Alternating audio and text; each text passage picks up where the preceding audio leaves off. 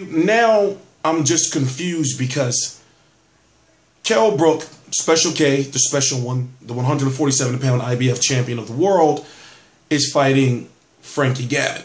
Frankie Gavin is not known on an international scale, but yet he's a good, solid UK fighter. I'm familiar with the UK boxing scene.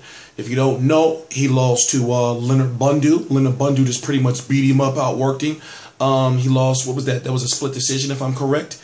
And Leonard Bundu, you know, he was Keith Thurman's last opponent before Keith Thurman fought Robert Guerrero. He fought a fighter by the name of Bradley Skeet and beat Bradley Skeet, which is the biggest win of his career. And now he's getting a shot at the IBF title. Now, if you don't know, the IBF had ordered Timothy Bradley and Amir Khan to fight for the fight for the mandatory. Kell Brook has been chasing Amir Khan. So we find out that Amir Khan goes on IFL and says basically that the IBF never contacted him about the Timothy Bradley fight. And long story short, he would have taken it. He would have taken that fight in a heartbeat.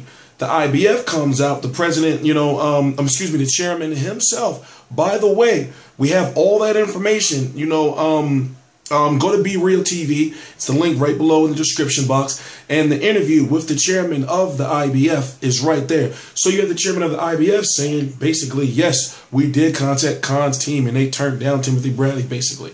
So go hear it for yourself.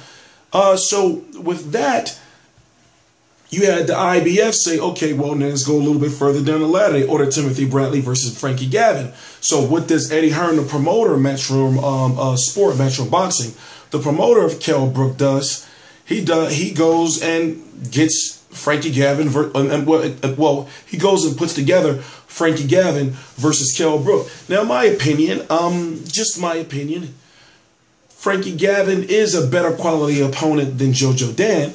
But then again, Frankie Gavin, in my opinion, isn't a better quality opponent than Chris Algieri. So that's why the situation is, you know, it's confusing. And I understand a lot of people are going to say, like, well, what the fuck is he talking about? Frankie Gavin is better than Chris Algieri. I understand that, but I'm talking about as far as profile. So in my opinion, if Kell Brook is really trying to test himself. Now we know that he fought in March the 28th, and we know he's fighting again in May, just 2 months later.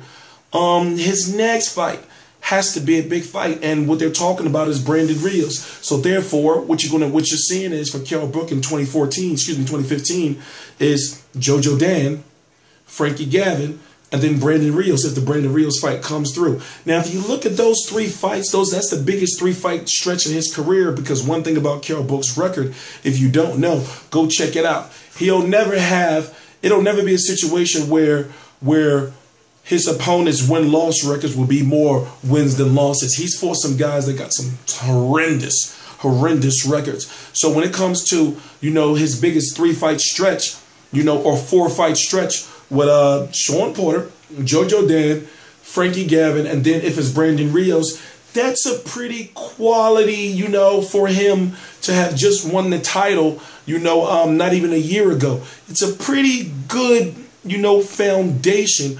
But then if that's the case, if he does fight Brandon Rios this year, then that means in 2016, you know, the beginning of 2016, because we would guess he will only fight 3 times this year.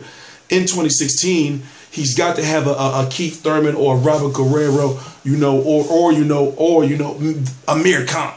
So I guess what I'm saying is this, you know, his year is pretty much already booked up. So we don't want to be talking about him versus Thurman and everything. It seems as though Eddie Hearn already knows that he wants Brandon Rios. You know, he feels, and I'm looking at it from a business standpoint, and I can see what they're doing. But Kell Brook's got to get past Frankie Gavin, and in my opinion, Frankie Gavin will put up a better fight than JoJo Dan, and also he may not get stopped. You know, I don't think he's going to get stopped because JoJo Dan just looked drunk out there. I don't know what was going on. He was just getting hit, just falling on all these awkward angles and everywhere.